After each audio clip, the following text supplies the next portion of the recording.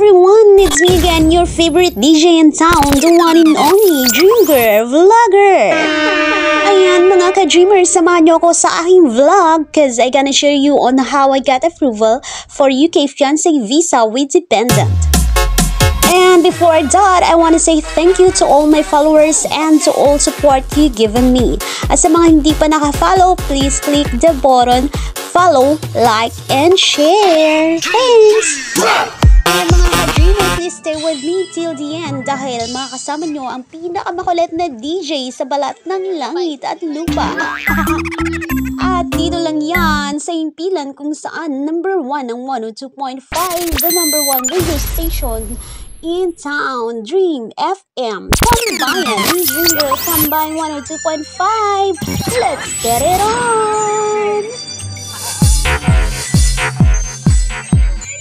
So, ayun nga mga ka-dreamer, before I started the application for fiancé visa with dependent, I need to complete the requirements for the application. The number 1 requirements is you need to have a valid passport and must be valid for 6 months. I already have a passport since 2019 and expires on 2029. I have this since I applied for a tourist visa before. We have both passport, me and Jaira, but Jaira's passport will be expired soon, this coming February 2025. So I have to renew her passport because it's valid for only 5 years. 5 years lang yung validity ng passport for minor, and for us adult is we have 10 years validity. So ayun nga mga ka-dreamer, bago ko kinumpleto yung mga requirements ko, nag-aral muna ako ng driving lesson sa Anna Fred Driving School sa Mindoro. So, I got my driving license and valid naman siya gamitin dito sa UK. And isi-switch ko na lang for UK driving license soon. Pagkatapos noon, nag-take ako ng IELTS exam and then nagpa-TB test kami ng anak ko na si Jaira. It's a tuberculosis test for medical. And then kinuha ko yung death certificate ng past live-in partner ko na si Roger, yung papa ni Jaira. So, I got that. And then, after all, nakompleto ko yung requirements, nirenew ko yung passport ni Jaira. If you apply for a fiancé visa, you need to prove your genuine relationship with your partner. Or you say, boyfriend. Mahirap lang sa akin, no? Kasi hindi lang fiancé ito kasi may kasama akong bata. So, it's a fiancé visa with dependent. To qualify for a UK fiancé visa, you and your partner must meet the several requirements. Number 1 is genuine relationship. You must prove that you are genuine or true love relationship with your partner or boyfriend, that you intend to marry within 6 months of arriving in UK. So, ayun nga, nagpabook kami ng ceremony booking for the wedding that we intend to get married. And you have met also in person at least once. Kung wala pa, okay lang, but there's no assurance with that. So, kapag hindi kayo nagkita, parang 50-50 pa yung result nyo sa fiancé visa. Hindi katulad na nagkita na kayo in person, merong chance na ma-approve ka. Kami kasi nag-meet na kami 2019 in the Philippines. Tapos nakapag-tourist na rin ako dito sa UK. So, malaki yung chance talaga na ma-approvean yung visa namin. And then the second one is accommodation. You need to provide evidence of your legal right to occupy the property. It's either mortgage statement, rent from landlord, council tax, and house and lot title. Yung sa amin ay mortgage statement. So, yun yung pinasa namin. Next is the English Language Test or IELTS, International English Language Test System. You must have a minimum level of A1 of English language proficiency as demonstrated by an authorized test. Basic English lang po yung fiancé visa, yung A1. Kapag work, yon ang mahirap. Nakadepende sa company yung level ng English test na ipapasa mo. Sa IELTS, kapag work is band 9 yung pinakamataas, tas ang pinakababa band 4. But for fiancé visa is A1 level kasi fiancé visa lang naman ako, so napaka-basic lang talaga ng English. Number 4 is financial evidence. So, your partner must have an annual income of at least 29,000 pounds. Pero hindi na yan, no, kailangan nyo pa rin i-make sure, ay search nyo sa Google yung financial evidence. Plus, additional financial thresholds may apply if you have dependent children. So, ayun nga, yung level ng income, financial requirements na kailangan yung ma-meet ay depende kung ilan yung anak mo. So, nakadepende talaga yun doon kasi magpa-plus yun. Kung halimbawa isa lang yung anak mo, doon lang naka-level. Kung tatlo o madami kang anak, so magdadagdag yung kailangang requirements na financial mo ma-meet. Next is the sponsoring partner, the sponsor evidence. Your partner must be a British citizen or have indefinite leave to remain. So, ayun nga, kapag fiancé visa yung apply mo, kailangan British citizen yung partner mo. Meron din naman na hindi British, pero na dadala nila yung kanilang mga girlfriend dito. Depende kasi yun kapag kung ano sila, meron silang indefinite leave to remain. Next is previous relationship. You must prove that any previous relationship broke down permanently. Ayun nga, kapag hiwalay ka na sa dating asawa mo, or divorce, or anything like that, kailangan mo i-prove na wala na yung past relationship mo. So, ayun nga, nagpasa nga siya ng divorce decree. Tapos ako naman pinasa ko yung death certificate ng live-in partner ko before. Kahit di naman kami talaga kasal nun. Kumuha pa rin ako ng death certificate ng partner ko na si Roger. Kahit di kami kasal, just to make sure lang naman. And then age, you and your partner must both be over 18. Kailangan nyo i-prove na hindi kayong minor. The last one is freedom to marry. You and your partner must both free to marry. Ayun nga, divorce decree nung past niya. Tapos kumuha ko ng Senomar sa PSA to prove that I'm single. I never been married. So, ayun na nga mga ka-dreamer. Before you apply for a fiancé visa with dependent, I need to complete all the requirements, apply online through Google Government UK. Tapos may fill upan kayo doon, pinutin yung standard. Tapos fill upan yung form doon, fiancé or partner, and then fill up the form. Tapos pag natapos na yon, pay the visa fee, and then magpa-schedule kayo ng biometric sa Visa Application Center or VFS. Pag sa Philippines, TLS naman dito kapag nasa UK kayo. Mag-biometric kayo after nyo magpa-schedule.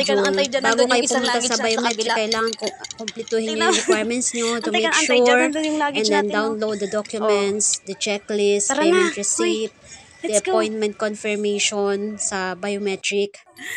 Once na nagpa-schedule na kayo ng biometric, ayan, makaka-receive kayo ng email stating that your appointment is confirmed at the Visa Application Center. Be there on time. Kailangan daw on time, nandun na kayo. 30 minutes before your appointment, dapat nandun na kayo. Ayun, may mga paalala sila doon sa email. Yung biometric, guys, is ipapasa nyo yung mga requirements nyo sa Visa Application Center. Kukunin yung fingerprint nyo, tapos magpipicture taking kayo for the visa. Pagkatas ng yung biometric nyo, kinukuha nila doon yung passport nyo kasi doon ililagay yung vignette visa nyo sa passport. Ngayon, binago na nila, wala na yung physical documents na visa na dinidikit nilang vignette sa passport natin. Kasi nadadaya na yung visa ngayon. Pinalitan nila dito ng e-visa. Online visa na siya na kapag nag-travel ka, online na siya, QR code siya na isi-send nyo sa Immigration Control Border. Sa Visa Application Center, kailangan nyo i-ready yung payment nyo for extra na mga bayarin like scanning, documents. Kasi self-upload yon. Pero sa akin kasi, hindi ako nag-self-upload. Sila na yung nag-scan, sila na yung nag-send doon sa immigration. And then, so, ayun, nagbayad ako ng malaki. Sakto lang naman yung dating namin doon. Kaso lang, nagka-problema ako dahil pinaribo ko yung schedule ko ng biometric dahil yun nga, may babayaran for scanning ng documents. So, nung time na yun, wala talaga akong dala for scanning ng documents kasi hindi ko alam kung meron pang available na schedule for the next day kasi kailangan na naming umuwi dahil may pasok pa nga yung anak ko at dahil may exam pa siya, so we need to go back. Kaya ayun, minadali ko talaga kaya nagpa-VIP kami. Ang laki ng binayaran namin. So, ayun nga, nasa 21,000 mahigit yung binayaran namin para sa scanning ng documents. Tapos, pa-reschedule kasi nagpa-VIP talaga ako. Anytime pwede akong bumalik doon sa Visa Application Center. Buti na lang mababait yung mga nag-a-assist doon sa amin sa BFS. Tapos, guys, i-ready nyo rin yung pambayad sa courier kung ipapa-deliver nyo yung inyong passport. Kasi kung ipipick upin nyo, kayo mismo kukuha doon sa Visa Application Center. Then pagkatapos nyo mag-biometric, you will have to wait for the decision. The Home Office usually makes decision on a UK fiancé visa application within 12 weeks or say 3 months of receiving it. Depends if the application is complete or you pay priority service. Kapag priority, kung may pambayad ka naman, so priority service, mga saglit lang yon. 30 working days lang yon or 1 month. But if non-priority service, up to 12 weeks. It's up to you if may pera ka naman or nagmamadali ka. And these are the factors that affecting processing time. Number 1 is missing documents. Inconsistent or inaccurate information, may mali or common errors. Complex cases such as when caseworkers need to request missing documents. Kailangan guys, i-make sure nyo lahat yung mga finil-upan nyo sa online government UK. At lahat ng pasan yung requirements ay tama. Ayun, 3 months yung processing period niya. Pero 2 months lang na-process na yung visa ko, na-receive ko na dahil complete requirements ako. How to receive a decision? You'll receive a letter or email from the Home Office with a decision and instruction on what to do next. Check your email or spam folder if you're having trouble receiving messages. You can receive also through text messages through mobile phone. Receive email or text messages. An email stating, "Dear Sir, Mom, the process visa application for GWF reference number, ayun, blah blah blah blah blah, was forwarded to UK Visa Immigration on April 3, 2024. And then, makaka-receive ka ulit. Regarding visa application, GWF, thank you for online application has been received at the UK. Ibig sabihin na receive na nila. And Decision Making Center, your application is currently being prepared for consideration by an entry clearance officer." So, ibig sabihin nyo na nire-review na nila yung application mo. And then, sunod na naman, may ma-receive ka na namang email. The process visa application, GWF, blah, blah, blah, blah, blah, is dispatched via courier on June 18, 2024. Ayun nga, dinispatch na nila yung passport. So, waiting na lang ako ma-receive ko. Bawal ka mag-reply doon sa email nila kasi nakalagay doon is automated generated email. So, mga ilang days lang, 3 to 4 days gano'n, na-receive ko na yung passport at ayun nga. By month of February, inasikaso ko lahat ng requirements. Tapos nag-apply ako ng visa and then nag-biometric ako April 3. By June, na-receive ko na yung passport namin ni Jaira na nakalagay na yung visa namin, na fiancé visa with dependent. We got approval from Visa Immigration and it's valid from August to February 2025. My simple advice, before kayo mag-apply ng visa application, kailangan kumpletuhin nyo muna lahat ng mga requirements na kailangan nyong ipasa. And then pag nag-apply kayo online through Government UK, then magpabook kayo ng appointment, pay the visa fee, then magpa-schedule kayo ng biometric appointment. I-download nyo yung mga kailangan, then pa-print, kailangan kompleto. Get ready for the payment in the Visa Application Center na mga extrang babayaran, like scanning. And then wait for the decision after nyo mag-biometric. And then antayin nyo ma-receive yung visa nyo. Depende kung approve or denied. Kapag may na-receive kayong letter na kasama sa passport nyo, ibig sabihin nun, denied yung visa nyo. Kapag wala kayong nakitang letter, ibig sabihin na approvahan yun kasi nandun na yun sa passport nyo, hanapin nyo yung visa nyo na nakadikit na doon mismo sa inyong passport. Remember, on the day of your biometric appointment, kailangan kompleto yung documents nyo, be on time, dress appropriately, arrive in the Visa Application Center 30 minutes before your appointment, smile, be confident, and respect the people who assist us in the Visa Application Center. Huwag niyong kakalimutang i-download yung appointment confirmation nyo, checklist, at saka yung payment receipt. So now, here are the requirements I passed in the Visa Application Center for my application as fiancé visa with dependent. Original passport, valid for 6 months. IELTS or International English Language Testing System. You must go to Legit IELTS and pass the A1 level. Consent letters and proof of relationship includes sponsor letters from parents, custody, court letters, birth certificate, household register, child consent letters, child accommodation arrangements, marriage certificate. So I passed the Senomore, proof that I'm single from PSA, birth certificate ko, and TB test namin, sponsor evidence, sponsor passport, ID or documents, invitation letter from your sponsor, guarantee, support letter, sponsor, financial documents, sponsor proof of accommodation. So, itong mga requirements nito, yun manggagaling mismo dun sa sponsor mo or your boyfriend. So, I passed the invitation letter for me and my daughter, passport ng boyfriend ko at saka yung anak niya, driving license, back and forth page, birth certificate niya, sponsorship undertaking, signed. Dinownload ko lang yun sa Google, tas pinaprint, tas pinilapan niya, send niya sa email ko, pina-scan niya, tapos may pirma para sa amin dalawa ni Jaira. And then council tax, divorce decree from past relationship, yung mortgage statement niya, yung sa bahay, support letter from his parents, ayun. So, he got a support letter from his dad, tsaka yung pamangkin niya. Tapos, pinasa ko rin yung bank statement ko and Western Union receipt na proof na nagpapadala sa akin yung boyfriend ko na sinusuportahan niya ako. Monthly siya nagpapadala. So, ayun, lahat ng bank statement ko ay pinasa ko. It's one of sponsor evidence. Then, employment, job details and work history, payslip, 6 months, bank statement connected to salary, yung payslip niya, pension. Yun yung mga pinasa ko na galing sa boyfriend ko, pinapasa niya sa akin sa email. And then the non-essential documents, death certificate ng past relationship ko, ex-live-in partner ko na namatay. So, kahit di kami kasal, pinasa ko yung death certificate. Then gumawa ako ng cover letter, explain everything so immigration will understand the situation and helps application clear. Yung cover letter ko, hindi yun printed, talagang sulat kamay ko yun. Confirmation of your ceremony booking, katunayan na magpapakasal kami with receipt and payment confirmation.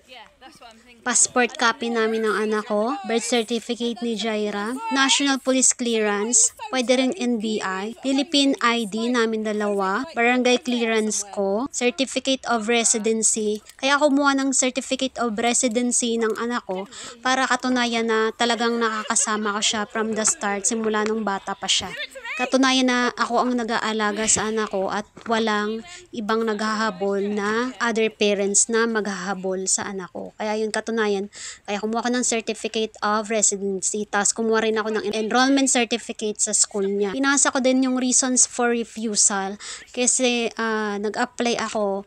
First time kong nag-apply, 2020. Tell them the truth that you have been refused. So nag-apply ako January 2020. It is my first tourist application. Na-denied ako sa first application ko na tourist kasi nag-show money ako. Dapat pala hindi ako nagpakita ng pera kasi student ako tapos nag-show money ako. So, I was denied. And then, pinasa ko yung copy ng tourist visa approval. Date from November 2022 until May 2023. Pinasa ko yung copy ko ng front page, tapos nung arrival sa UK, and then arrivals to Philippines. Katunayan na pumunta ko dito sa UK, nag-tourist, tapos bumalik din ako sa Pilipinas before expiration ng visa ko. Ayun, tapos yung booking details, katunayan na nagkita kami ng boyfriend ko 2019 nung pumunta siya sa Pilipinas. Booking details ni Jamie. Tapos flight booking details ko din nung nag-tourist ako dito sa UK 2023. Then may support letter din ako from my mother. May kasama pa yon na birth certificate para katunayan na nanay ko talaga yon. Evidence of photos together from 2019 hanggang 2023. Pinasa ko lahat yung mga photos namin. Katunayan na nagkasama kami noong 2019 na first met namin sa Philippines. Tapos 2023 nag-tourist ako dito sa UK. Yun, yung mga photos namin. Photos of us, we as a family. Yung picture ko, nakasama ko si Jamie tsaka yung anak niya. Nag-tourist ako dito 2023. Tapos yung Christmas na nagbakasyon si Jack sa Philippines, nagkita sila ni Jaira and the family photos. Sinend ko rin yung fiancé proposal, screenshots, convo, and other evidence na nag-propose sa akin yung boyfriend ko. Screenshots ng convo proposal. January 24, 2024 siya sa akin nag-propose. And then convo ko with Jamie's dad, his mom, and his cousin. Screenshots ng conversation namin ng boyfriend ko, almost 3 pages. Convo with his dad, his mom, and his cousin. Pictures together 2019, almost 3 pages. Anniversary photos namin. Tourist visa photos 2023. Sinasa ko rin yung na-meet ko yung kanyang brother at yung daughter ng brother niya. Tapos yung nag-meet si Jack, yung anak niya, tsaka yung anak ko sa Pilipinas noong December 2023. At yung na-meet ko yung uncle niya. Besides of photos together, meron din akong pinasa na mga house photos niya dito sa UK. Yung front view, back view ng bahay niya dito, street view, living room, kitchen and dining room, shower, toilet, 3 bedrooms. Kailangan din kasi yun ipasa dahil makakatulong din yun para makita nila kung ilang bedroom ba, kung hindi ba kayo siksikan sa loob ng bahay. Tapos, death certificate nung past relationship ko. He passed away last 2017. And then, certificate of completion, practical driving course, driving lesson, then temporary driving license. Kasi, di pa agad-agad makuha yung driving license eh. Ang tagal bago makuha. Kasi, pinalitan nila yung pinaka-card ng LTO driving license dahil nagagaya daw kasi yung original na ID, kaya pinalitan nila. Kaya ang tagal bago ko na-receive yung aking driving license card. At least nakuha ko siya before kami nag-flight. Eto, pinasa ko rin yung tuberculosis test, TB test namin ni Jaira. So, negative naman yung test namin. So, nakapasa kami sa TB test. Kumuha rin ako ng enrollment certificate ni Jaira sa school, sa elementary school. Proof yun na officially enrolled yung anak ko sa school. At proof din yun na ako talaga mismo ang nag-aalaga sa anak ko at walang ibang nag-aalaga sa anak ko. Na kumbaga walang maghahabol na other parents. Tapos yung dependent requirements naman, yung sa anak ko, halos kaparehas din lahat ng mga requirements from my requirements. Halos pares lang, pero may mga requirements ako na hindi ko na sinama sa requirements ng anak ko. Medyo konti lang yung pinasa ko rin sa requirements ng anak ko kasi karamihan naman sa akin talaga lahat yung requirements na yon. Ang importante lang talaga na may original passport yung anak ko. Ginawan ko ng cover letter na sariling cover letter niya. Nakasulat doon na on behalf of my child as a parent, I'm writing this for the application of my daughter. Me as a parent, minor pa kasi siya, so gumawa ako ng cover letter para sa kanya. And then consent letter. Consent letter, pinasil ko pa talaga yun, notarize ko sa City Hall. Consent letter talaga is important. It's for a child traveling abroad. It's a document that gives permission for a minor to travel without their legal guardian. It is also known as a parental travel consent form. Parental permission to travel letter or travel consent form for minor. A consent letter is usually required when a child is traveling alone or with only one parent. So, with only one parent. So, ako yun, mag-isa lang ako.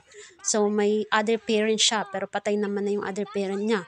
Or legal guardian. It can be requested by border security personnel at international and domestic borders. So, ayun guys, nagpasa talaga ako ng consent letter. Ako mismo ang gumawa ng consent letter na yun. Naghanap lang ako sa Google ng pagagayahan ko, pero hindi talaga totally ginaya ko. So, may sarili din akong version. Tapos, ako mismo ang gumawa ng consent letter at pinatotarize ko sa City Hall. kailangan kong ipasa yun. Isa yun sa mga requirements dahil minor yung anak ko, at isa rin siyang required din doon sa pag nag-travel kami, hanapin doon sa immigration border. Halos almost ng requirements nanggaling din talaga sa akin. Pero konti lang talaga yung requirements ng anak ko kumpara sa requirements ko. Sobrang kapal talaga na yung requirements ko. Yun ang wag nyo kakalimutan kapag may kasama kayong minor, yung consent letter na kailangan may notarize, yung legal legit na nagno-notarize. I'm so very happy talaga na na-approve yung visa namin nung anak ko. Tapos nakapag-apply na rin ako ng spouse visa after namin magpakasal, at na-approvahan din yung spouse visa ko nitong December. So ayun mga ka-dreamer, kung meron kayong mga questions about the fiancé visa with dependent, comment lang kayo dito. Re-reply ako hanggat kaya kong sagutin lahat yung mga tanong nyo. Thank you so much. Bye! Ka muna! Soy! Ka dyan! Each day with you, I adore. Married life with you so sweet, making memories can't be beat. In laughter, love, and simple pleasure, we found our greatest treasure.